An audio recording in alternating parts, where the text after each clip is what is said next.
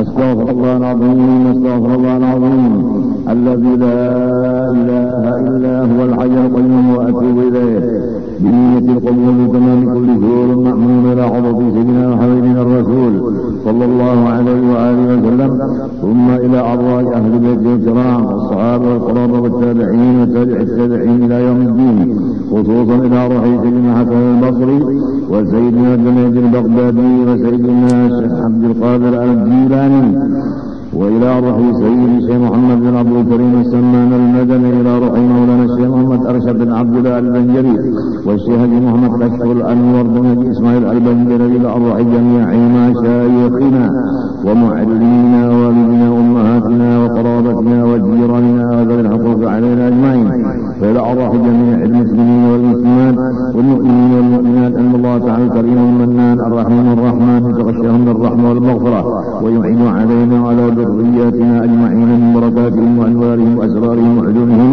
ونفحاتهم وخصوصيتهم وكراماتهم في الدين والدنيا والآخرة وعلى كل ما نوى به السلف الصالح إلى حضرة النبي الفاتحة. إياك نعبد وإياك نستعين صراط الذين أنعمت عليهم غير المغضوب عليهم ولا الضالين. أعوذ بالله من الشيطان الرجيم. بسم الله الرحمن الرحيم.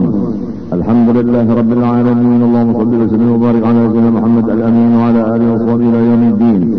أما بعد سبحانك لا علم لنا إلا ما علمتنا إنك أنت العليم الحكيم ولا حول ولا قوة إلا بالله العلي العظيم العزيز العليم لدى كل حرف كتب ويكتب أبد الآخرين دهر الداخلين. ورضي الله عني وعنكم وعن جميع المسلمين وقال رضي الله عنه. Pada hari ini kita masih meneruskan sambungan dosa di seluruh badan. Wal wasmu fil khaddi awil yadi aw ghairi dhalik wa huwa gharzuha bi ibratin thumma yudarru 'alayha an-nawr wa huwa dukhanu ash-shahmi hatta yahdharra. قال عليه الصلاة والسلام لعن الله الواشمة والمستوشمة, yaitu dosa di seluruh badan adalah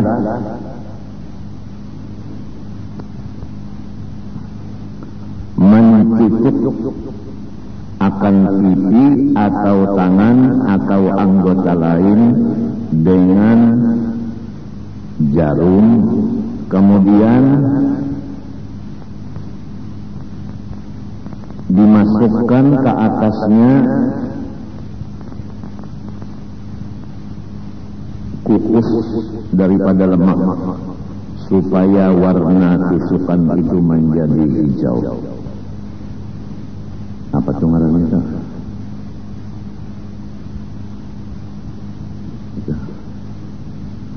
Tato. Jadi kalau sudah tahu bahwa tato itu adalah dosa seluruh badan, mudah-mudahan kita dapat hidayah dan taufik sehingga bisa menjaga diri dari tato-tatoan itu tadi. Rasulullah SAW bersabda, Allah telah mengutuk orang yang tukang tato dan yang meminta tato. Wa hajrul muslimi fawqa thalathin, dan tidak menyapa orang Islam sama ada serumah atau tiada lebih dari 3 hari 3 malam, dosa seluruh badan. Jadi kalau ada permusuhan antara 2 orang muslim, jangan sampai lebih dari 3 hari 3 malam masing-masing tidak menyapa. Jadi kalau di dalam 3 hari 3 malam boleh, tapi kalau lebih hukumnya dosa seluruh badan. Begitulah ukhuwah Islamiyah.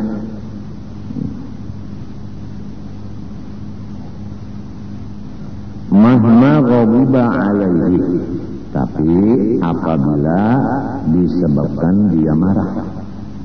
Kalau tidak menyapa kepada orang Islam karena kesibukan, bukan karena marah, walaupun sebulan tidak menjadi dosa.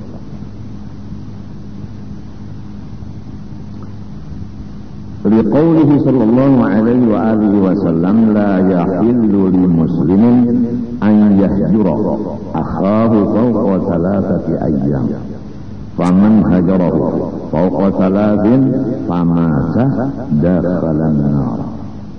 Artinya tidak halal bagi orang Islam bahwa tidak menyapa ia akan saudaranya seagama lebih dari 3 hari 3 malam. Maka siapa-siapa yang melakukannya lebih dari 3 hari 3 malam, lalu habis umurnya mati, langsung ia masuk neraka. Maksudnya kuburnya dijadikan neraka, dan seterusnya dia masuk neraka di akhir.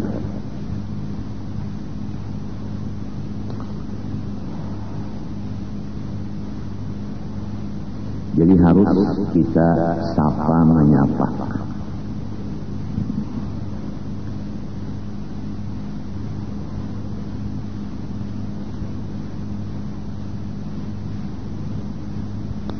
Illa li'udrin syar'iyyin, terkecuali karena syariat membolehkan. Contoh, kakaunil mahjuri nahwa fasiqin au mubtadi'in, seperti keadaan orang yang tidak disapa itu orangnya seumpama fasik, yaitu memperbuat dosa di halayak ramai, atau orangnya bukan ahli sunnah wal jamaah yang disebut ahli bid'ah dalalah.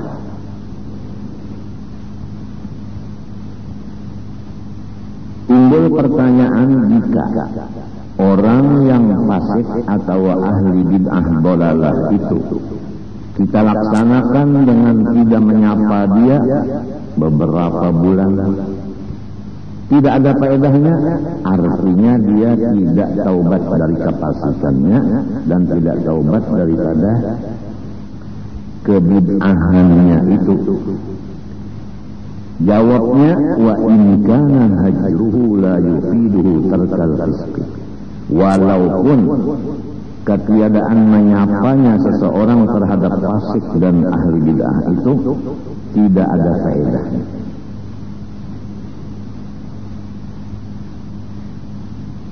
Timbul pertanyaan kedua, bagaimana seumpama orang yang fasik itu kita tegur dengan cara tidak menyapa, niatan adalah nasihat, atau orang ahli bid'ah tadi? Jawabannya, lau alima anna hajrahu yahmiluhu ala ziyadatil fisq imtanara. Jikalau tidak menyapanya itu kepada orang fasik dan ahli bid'ah menambah kefasikannya dan menambah kebid'ahannya, maka hukumnya tidak menyapa haram. Diulangi, orang fasik, orang ahli bid'ah boleh kita tidak menyapanya lebih dari 3 hari 3 malam, terkecuali adanya kita tidak menyapa itu menambah kefasikannya dan kebid'ahannya, maka hukumnya tidak menyapa itu haram.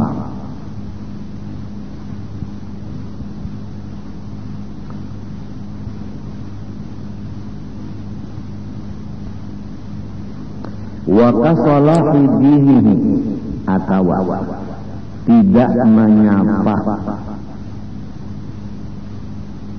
kepada orang Islam, bukan karena dia fasik dan ahli bid'ah, tetapi karena kesibukan seseorang yang tidak menyapa dengan urusan agama.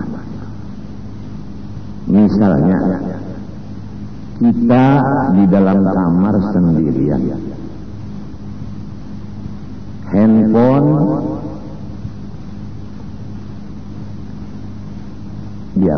ditutup kah atau dimatiin kah? Ya sama aja lah.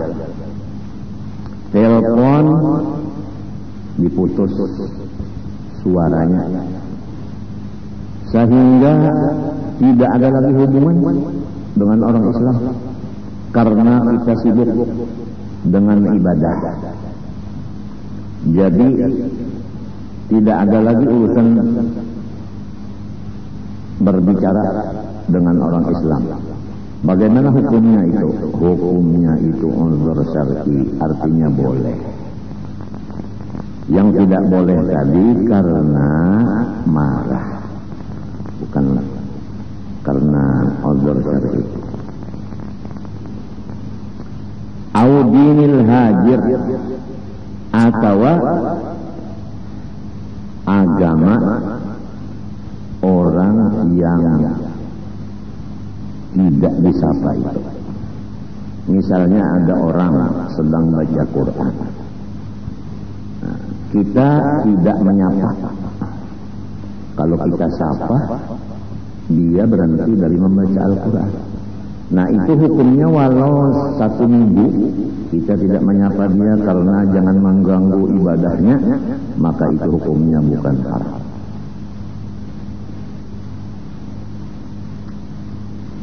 Fayajuzu, maka dibolehkan. Walau jami'ad dahri, walaupun seumur hidup. Nah, disitulah orang-orang yang soleh-soleh, terutama di akhir zaman, banyak menutup akan lidahnya.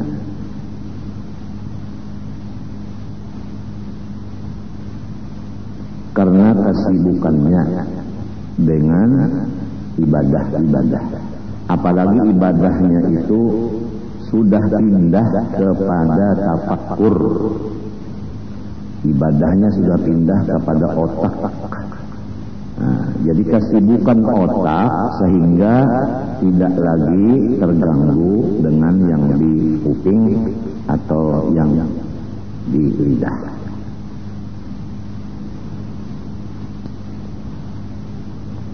Wa mujalasatul mubtadi'i awil fasiqi bisyurbi khamrin aw tarki wajibin. Dosa seluruh badan lagi, yaitu bersenang-senang duduk beserta orang ahli bid'ah balalah atau orang yang fasik. Tapi kefasikannya itu dengan sebab meminum minuman keras atau meninggalkan kewajiban. Kan kewajiban kita banyak. Jadi kalau orang minum arak atau meninggalkan kewajiban, baik kewajiban terhadap istri atau suami atau anak, apapun kewajiban ditinggalkannya, atau minum arak, maka kita duduk bersenang-senang dengan orang itu walau sejenak, hukumnya dosa seluruh badan.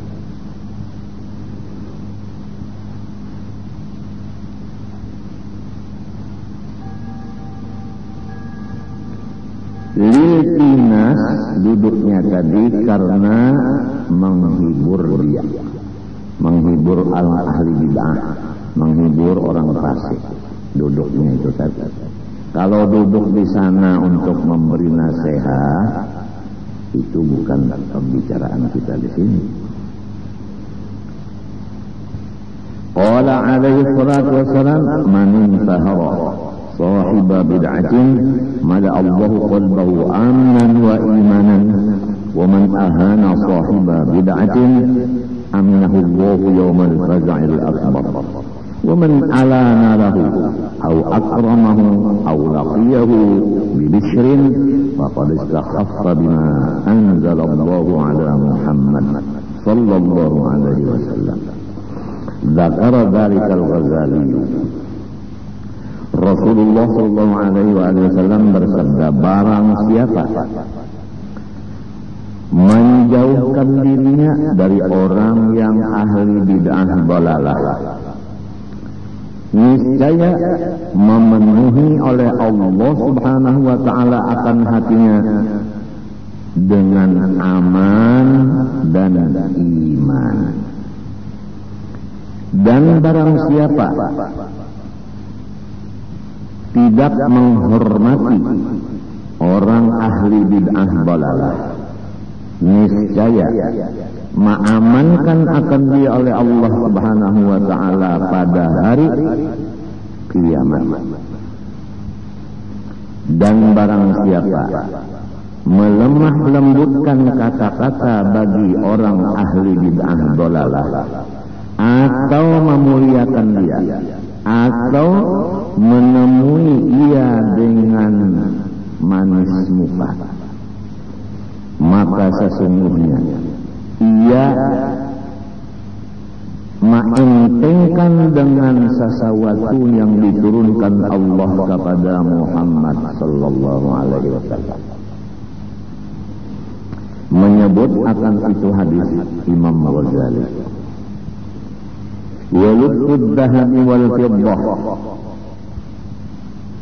wal hariri aw ma aktharuhu waznan minhu lirrajulil baligh illa khatamal fiddah. Dosa seluruh badan lagi memakai emas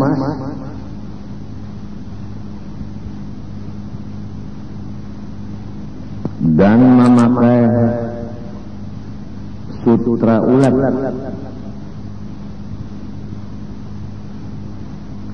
atau yang bercampur dengan emas, bercampur dengan sutra ulat, tetapi timbangannya lebih banyak emasnya dan lebih banyak sutra ulatnya. Duna aksihi yaqinan.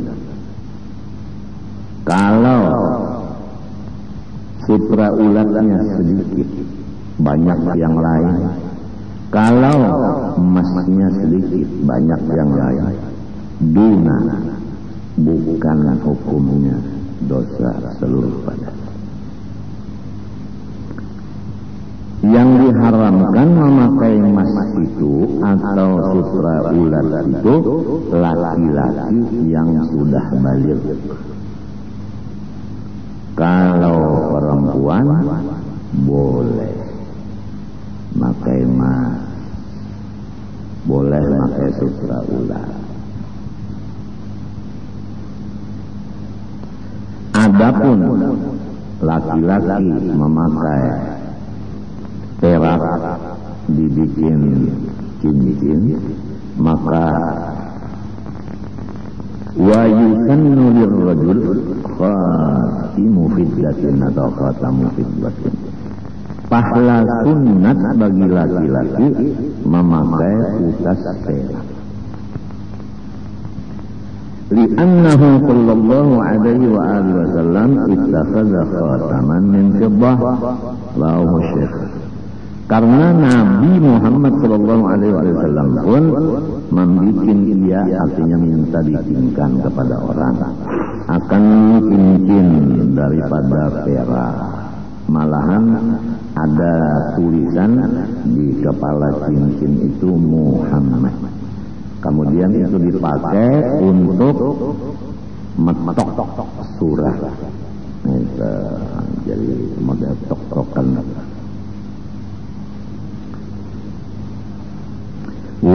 khalwatu bil ajnabiyyati ya lam takun hunaka imra'atun ukhra bi khilafi ma idza kana fala yusamma hina idzin khalwat. Dan dosa seluruh badan lagi berdua-duaan dengan perempuan yang halal di dalam tempat yang sunyi, yaitu sekira-kira tidak ada di sana perempuan yang lain. Bersalahan apabila perempuannya dua, maka itu tidak dinamakan bersunyi-sunyi. Wa safarul mar'ati wa in qasura li ghairi fardil haji min haji naflin aw umratin aw ghairihima bi ghairi nahwi mahram. Dosa seluruh badan lagi berlayar perempuan walaupun tidak sampai 2 marhalah atau 90 kilo.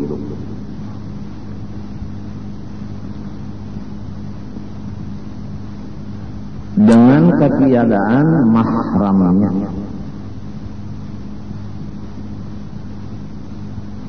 Jadi jelas apabila perempuan berlayar tanpa mahram walaupun tidak sampai 90 kilo, perlayaran itu hukumnya dosa seluruh badan.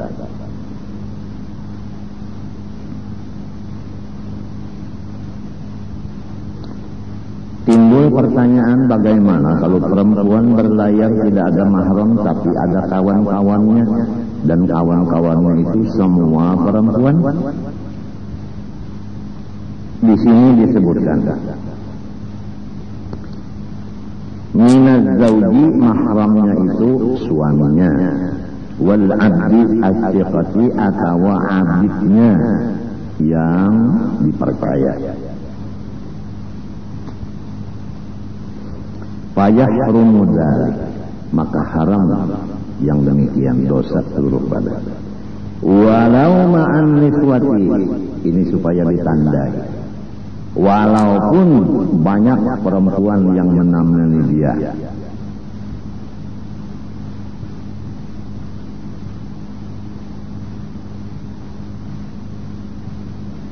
Jadi kita mudah-mudahan pertama udah tahu, yang kedua mudah-mudahan dapat taufik. Kalau sudah tahu namanya hidayah, kalau bisa melaksanakan perintah menjauhi larangan namanya taufik.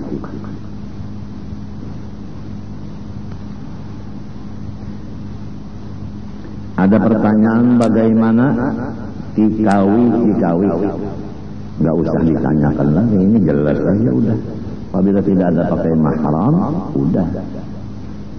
Nah, bagaimana umpama mengerjakan haji atau umrah tanpa mahram?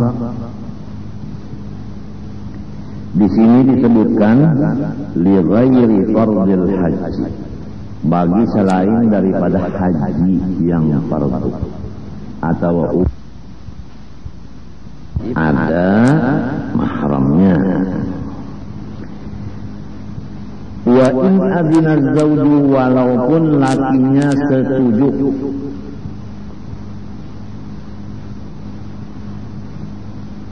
Setuju itu cuma ya setuju, bukan bersama-sama.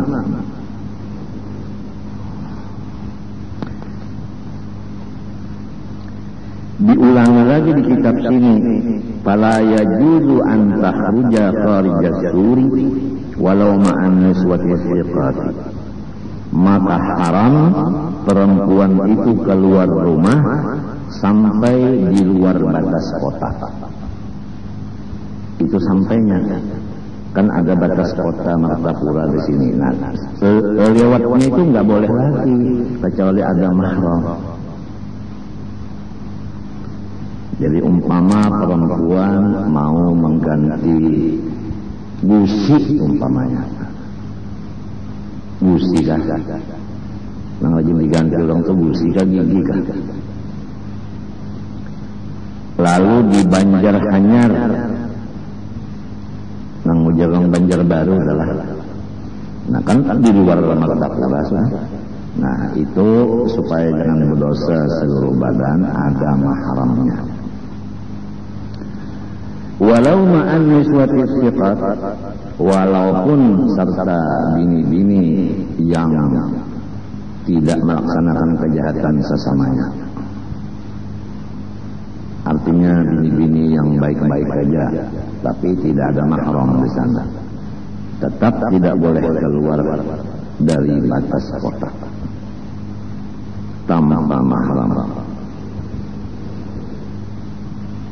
Au adina zawju, walaupun suami telah merestui.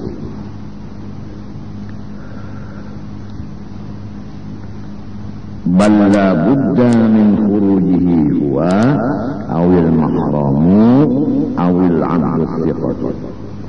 Bahkan tidak boleh tidak suaminya ikut keluar, atau mahramnya, atau hamba yang dipercaya.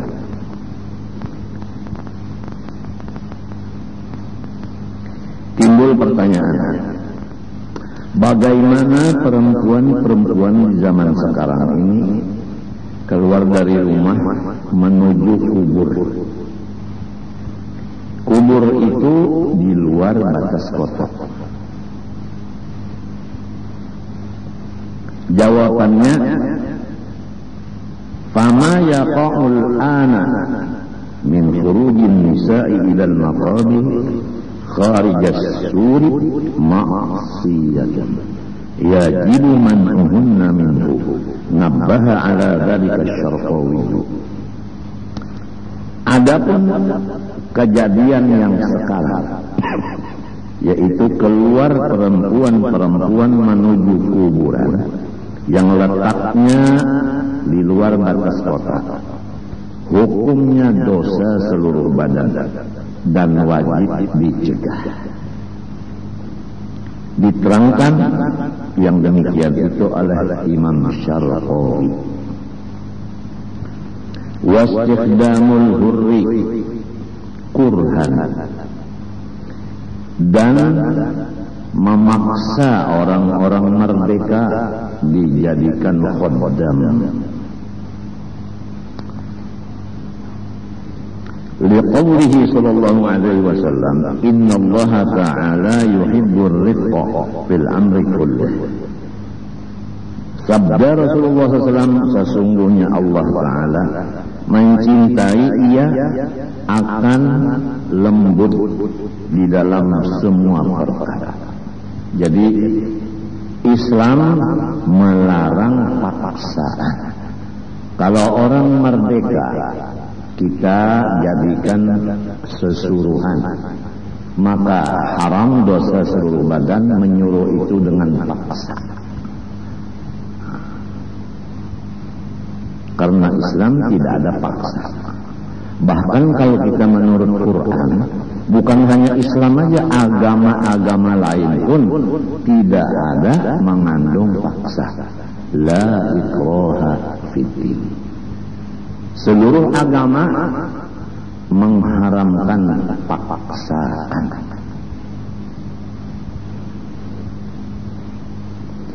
Wal istighfafu al istihza'u bil ulama.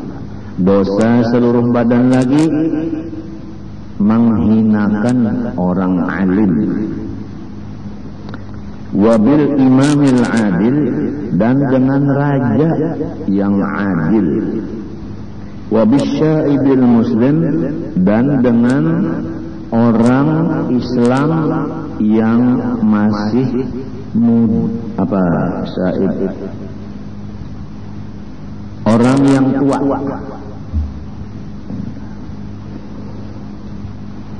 Menghinakan orang Islam yang tua. Jadi kalau umur ada yang 20, ada yang 25, kira-kira tuha yang mana? yang 25. Jadi kalau yang 20 ini alim, yang 25 itu tidak. Nah, kewajiban yang tidak alim walaupun tua, dia menghormat yang muda yang alim karena ilmunya. Yang alim menghormat karena umurnya. Yang tua tadi walau dia jahil. Qala sallallahu alaihi wa alihi wasallam laisa minna man lam yuwaqqir kabirana wa lam yarham saghirana wa lam ya'rif li'alimina haqqah. Rawahu Tirmidzi wa ghairuhu. Sabda Rasulullah sallallahu alaihi wasallam, bukan dari umat saya siapa-siapa yang tidak menghormat orang yang lebih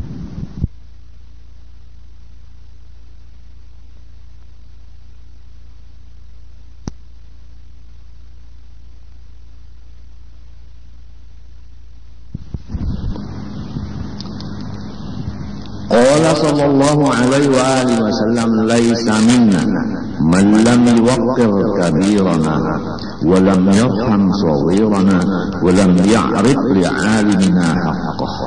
Rawahu Tirmidzi wa ghairuhu.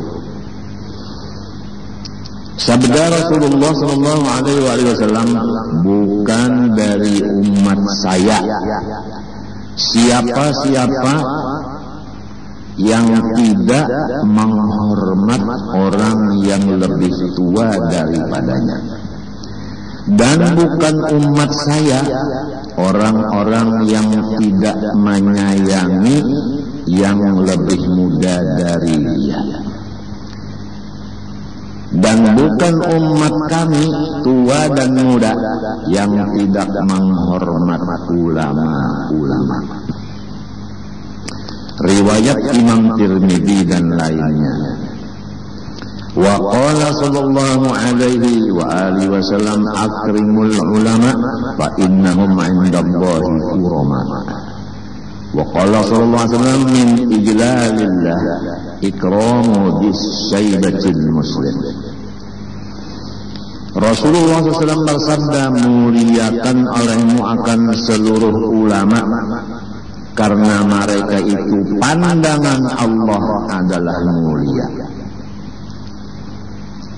Sabda Rasulullah SAW, tanda membesarkan Allah Ta'ala yaitu menghormat orang Islam yang lebih tua dari dia. Wa min tamami tawqiril masyayikh alla yatakallama baina aydihim illa bi'ilmi. Termasuk menghormat akan ulama, jangan berbicara satu huruf di depan beliau tanpa izin lebih dahulu. Wa fil khabar ma waqqara syabun shaykhan illa qayyadallahu lahu fi sinni man yuwaqqiru. Dalam hadis Nabi, tidak menghormat seorang yang muda akan yang tua kecuali mendatangkan Allah Ta'ala bagi si pemuda itu akan orang yang menghormat dia di waktu tuanya. Maksudnya, orang yang menghormat orang tua diberi umurnya lanjut, dan di waktu lanjut umurnya orang menghormat dia. Coba bayangkan, kalau kita tua banyak yang menghormat, bagaimana bahagianya. Bayangkan balikannya, diri tua, orang semuanya menjauh. Wa mu'adatul wali, dosa seluruh badan lagi, yaitu memusuhi waliullah. Wa huwa wali itu imma bimakna al-fa'il ada dengan arti wajan fa'il. Jadi fahuwa man tawalla ta'atuhu min ghairi an yatakhallaha isyanun. Kalau wali dimaknai dengan wazan fa'il, maka maksudnya wali di sini orang yang terus-terusan ibadahnya, tidak ada disalah-salahi dengan maksiat. Wa imma bimakna al-maf'ul, ada dengan makna maf'ul.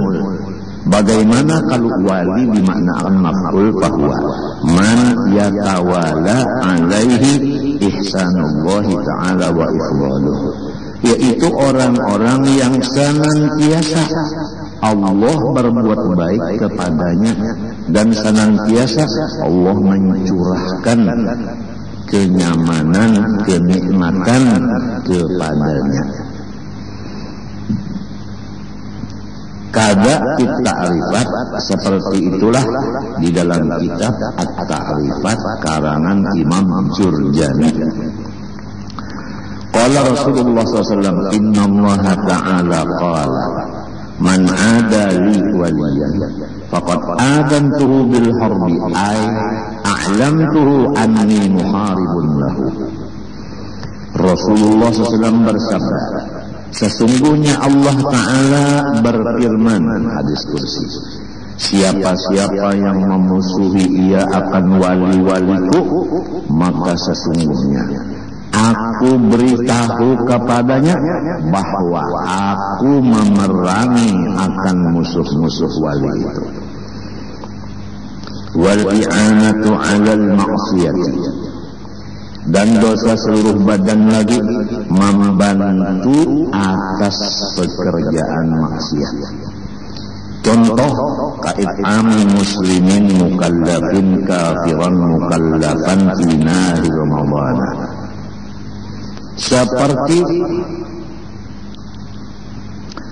memberi makan orang Islam yang mukallaf kepada orang kafir yang mukallaf di hari Ramadan siang.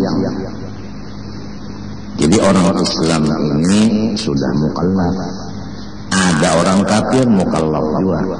Orang Islam yang mukallaf ini memberi makan orang kafir di hari Ramadan siang, maka orang Islam tadi dosa seluruh badan. Padahal orang kafir itu kada puasa juga, cuma membantunya itu. Nah, judulnya membantu atas maksiat. Wa tarwijuz zaif, dosa seluruh badan lagi, yaitu menggunakan uang palsu. Wa huwa ma yarudduhu baitul mal min ad-darahim, yaitu uang yang sudah ditolak oleh negara beredarnya. Qala Rasulullah SAW, man sanna sunnatan sayyi'atan fa'amila biha man ba'dahu kana 'alaihi wizruha wa mithlu wizri man 'amila biha la yanqusu min awzarihim syai'un. Wa qala ba'duhum infaqu dirhamin zayyifin ashaddu min sariqati mi'ati dirhamin li'anna sariqata ma'siyatun wahidatun wa qad tammat wa inqata'at wa infaqu dzaifi sunnatun sayyi'atun ya'malu biha man ba'dahu fayakunu 'alaihi wizruha ba'da mauti ila mi'ati sana wa mi'ati sana ila an yafna dzalika dirham. Rasulullah SAW bersabda, barang siapa mengerja satu pekerjaan yang jahat, maka diikuti oleh orang-orang yang sesudah dia, maka yang mulai tadi mengandung dosanya dan dosa orang yang mengikut dia, tidak dikurangi dari dosa yang mengikut itu sedikit pun.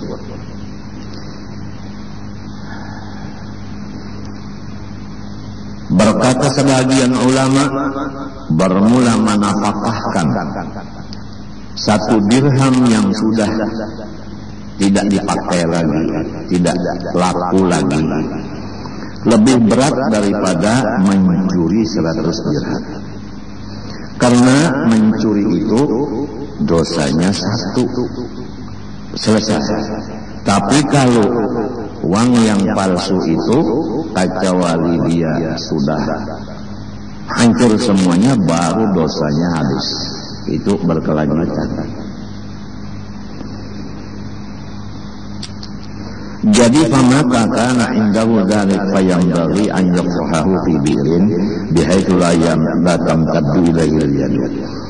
Maka barang siapa ada mempunyai uang yang tidak laku lagi, maka sugianya bahwa ia lontar akan dia ke dalam sumur yang tidak ada sampai tangan orang mengambil ke situ.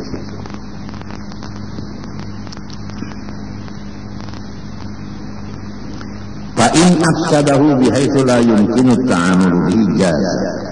Jikalau dia rusak atau dia bakar supaya jangan lagi digunakan oleh orang lain, hukumnya harus.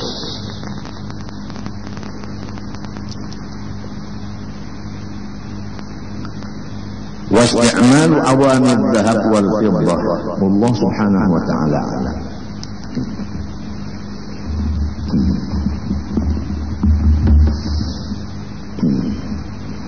Bismillahirrahmanirrahim. Qala rahimahullah ta'ala wa nafa'ana bihi wa bi'unu fid dharain. Amin.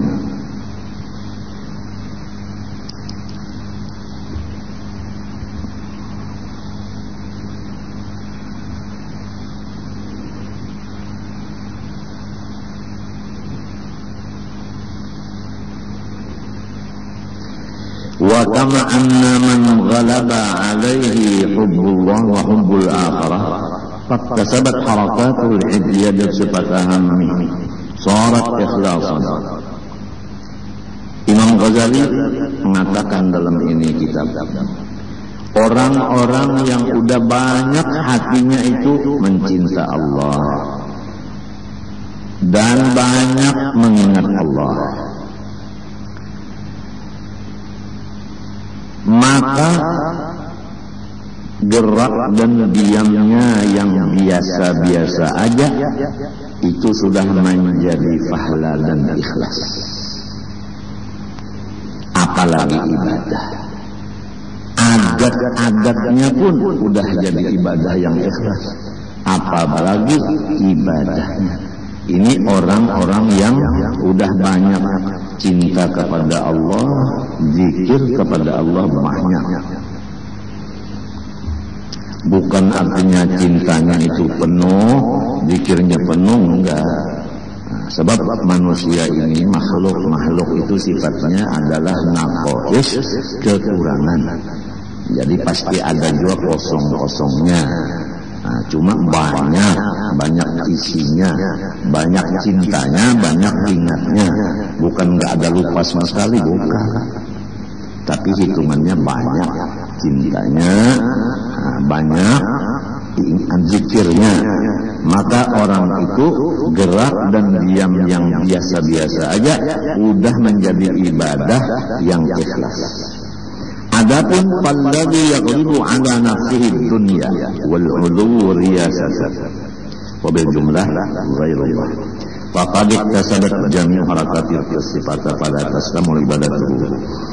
Adapun orang-orang yang penuh hatinya, maksudnya banyak urusan dunia dan urusan senang jadi pemimpin, baik pemimpin rumah tangga maupun pemimpin keluarga maupun pemimpin ya macam-macam lah.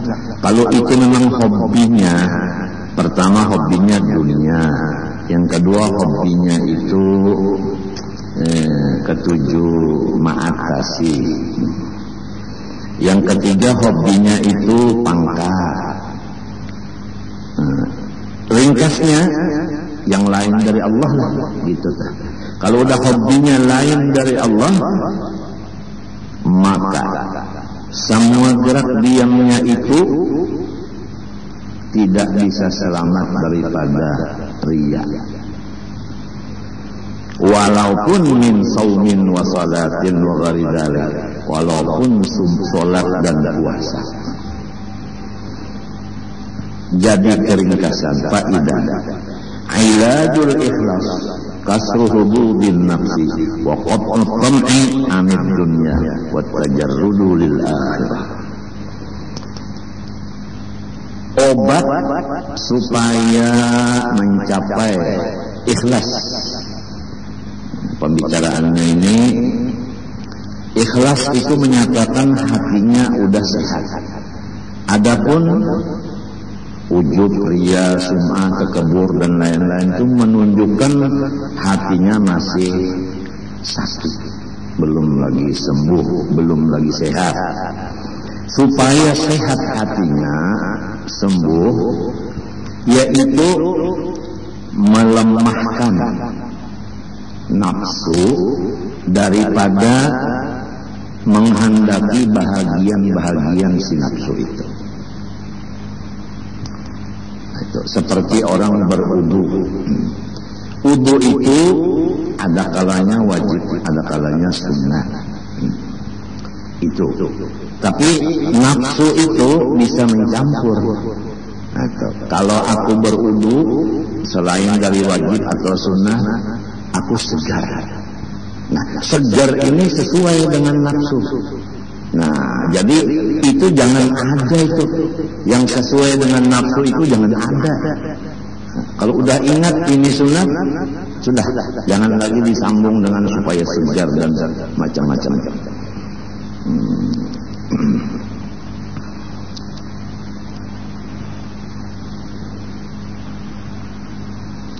Nomor 2, memutuskan harapan dari dunia. Jadi selama manusia masih mengharapkan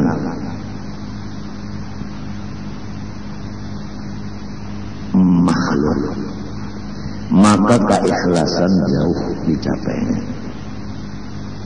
Oleh sebab itu, almarhum Guru Haji Seman Mulia berkata kepada muridnya pada pengajian hari Sabtu pagi,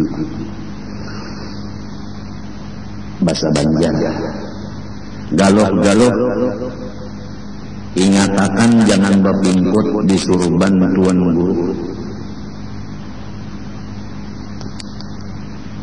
Jadi kita ini jangan berharap kepada makhluk. Yang kita harap Allah. Jangan kita berpegang kepada makhluk. Yang kita pegang Allah. Dalam sifat 20 udah kita baca, kita dengar bersama-sama. Tinggal lagi taufik mudah-mudahan. Allah Subhanahu wa taala bersifat qiyamuhu bi nafsihi. Artinya kaya.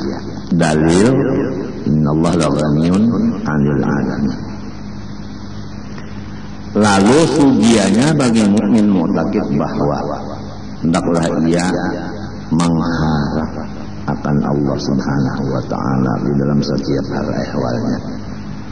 Jadi jangan mengharap murid, jangan mengharap guru. Guru mengharap Allah, murid mengharap Allah. Sama-sama. Itulah ujar arwah Guru Seman almarhum, jangan berikut di surban tuan guru. Dalam etikat kita lagi bahwasanya Tuhan bersifat hayat, dalilnya wa tawakkal 'alal hayyil ladzi la yamut. Sugianya bagi mukmin muttaqin bahwa ia menyerahkan dirinya kepada Allah, jangan menyerahkan kepada makhluk.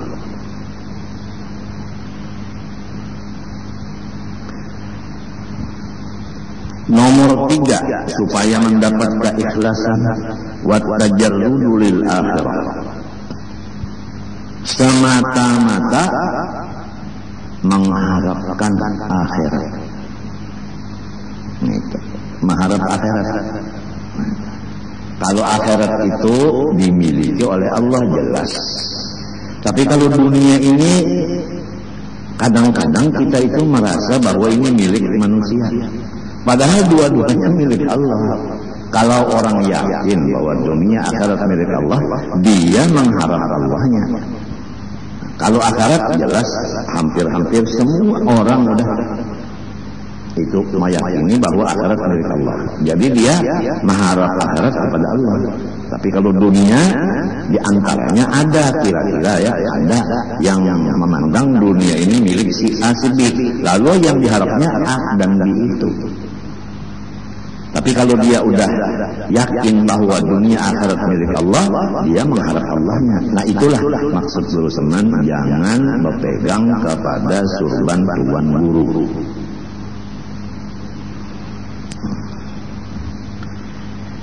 Di dalam etikat kita Ahlussunnah wal Jamaah pula bahwa yang tidak ada punya dosa atau kasus hanya Rasul dan malaikat.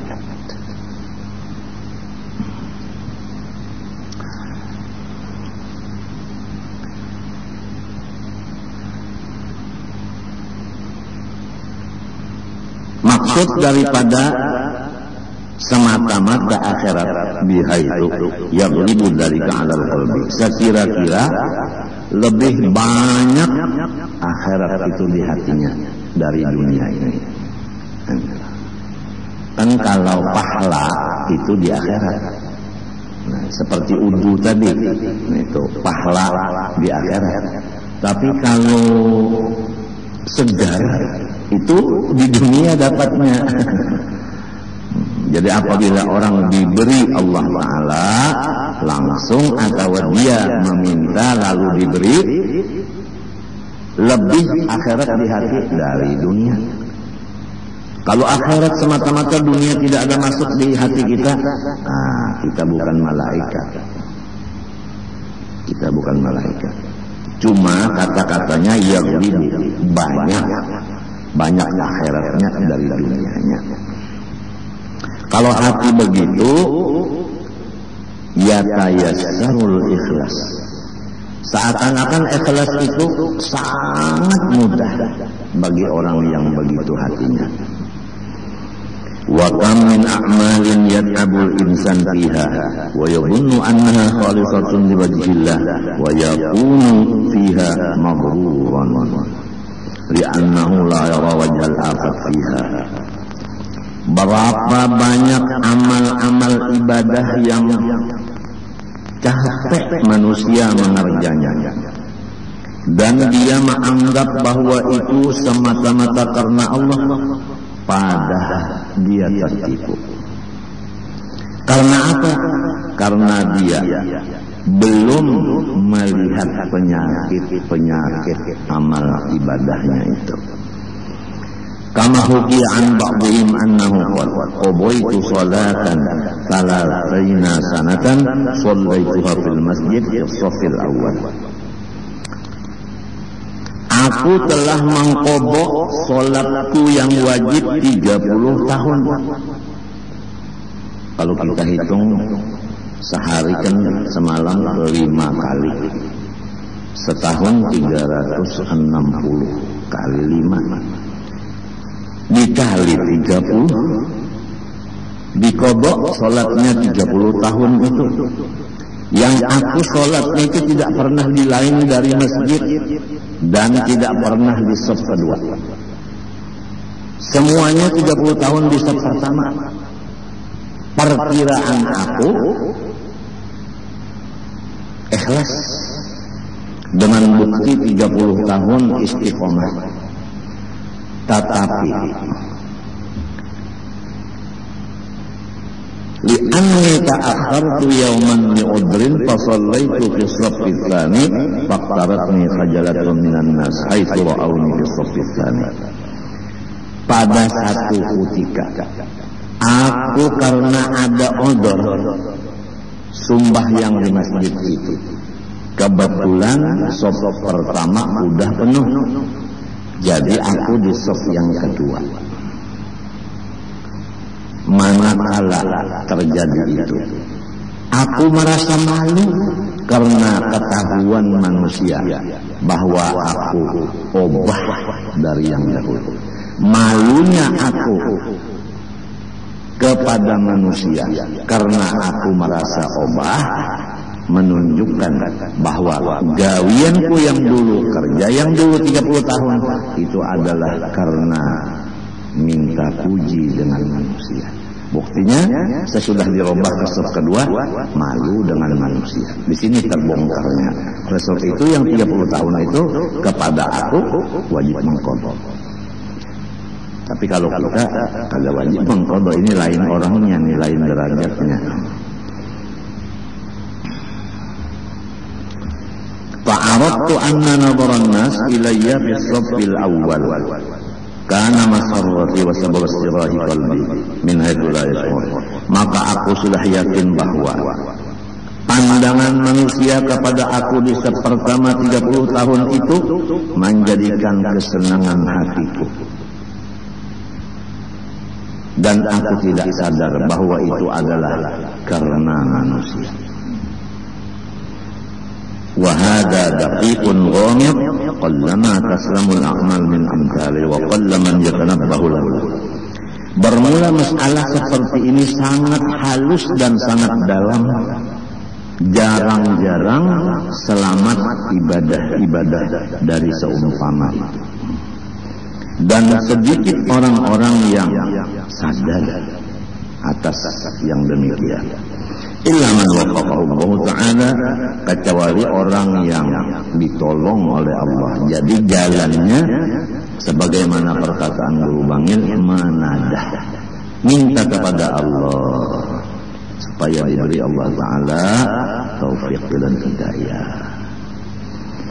Wal ghafilun anhu yarana hasanatihim kullaha fil akhirah sayyi'ah. Adapun orang-orang yang melupakan tentang masalah keikhlasan dalam ibadah, nanti dia di akhirat jelas melihat dengan mata kepalanya bahwa semua ibadahnya itu dosa. Wa humul muradun biqaulihi ta'ala, itulah yang dimaksud dengan firman Allah, wa badalahum minallahi ma lam yakunu yahtasibun wa badalahum sayyi'atu ma kasabu. Nampaklah bagi mereka dari Allah sesuatu yang tidak dikira-kira mereka. Nampaklah bagi mereka akan kerjaan-kerjaan yang dulu di dunia dianggap baik, sekali di akhirat itu adalah dosa. Wa biqaulihi ta'ala qul hal nunabbi'ukum bil akhsarina a'mala alladhina dhalla sa'yuhum fil hayatid dunya wa yahsabuna annahum yuhsinuna sun'a. Firman Allah Ta'ala lagi, hai Nabi Muhammad, sampaikan, hendakkah kami jelaskan dengan orang-orang yang rugi di dalam amal ibadahnya. Ialah mereka-mereka yang telah sesat pekerjaannya di dunia, tetapi mereka mengira bahwa itu adalah bagus. Artinya dianggap ibadah padahal isinya maksiat, yaitu kada ikhlas. Wa asyaddul khalqi ta'arrudan li hadhil fitnah al-ulama. Coba ini diperhatikan, bermula yang paling berat daripada makhluk mencapai derajat ikhlas adalah ulama zahir.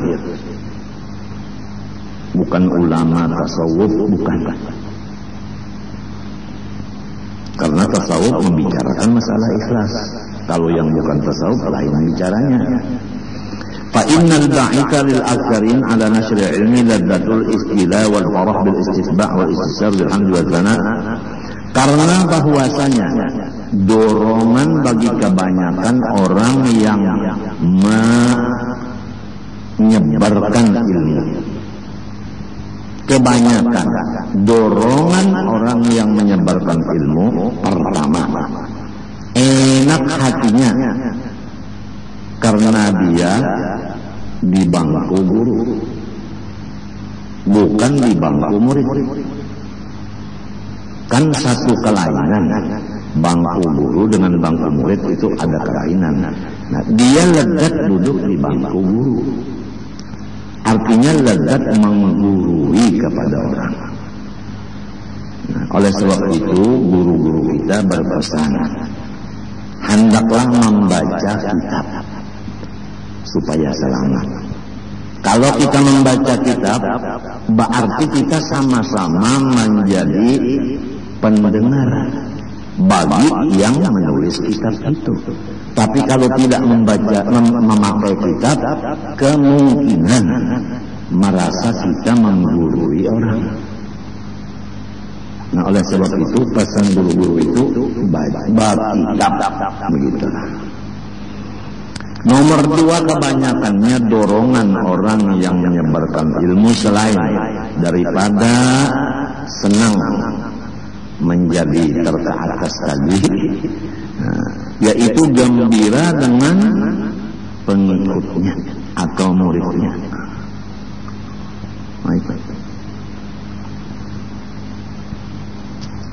Yang ketiga, merasa terbuka lebar dadanya karena mendengar di mana-mana julukan-julukan orang, pujian-pujian orang. Itu ada 3 dorongan-dorongan orang mewancarkan ilmu-ilmu zahir. Wasyaitanu yulabbisu alaihim dzalik. Syaitan mendorong dan mendukung akan hati-hati orang itu atas pekerjaan yang 3 tadi. Pertama, ladzat istilah, 2, farah bil istitba', 3, istibsyar bil hamdi wa thana. Wa yaqulu, syaitan lagi bisa membisiki di pikiran, gharabukum nasru dinillah wan nadulu an syar'i alladhi syar'ahu Rasulullah SAW. Ujarnya setan di pikiran kita, lalu berpikir, aku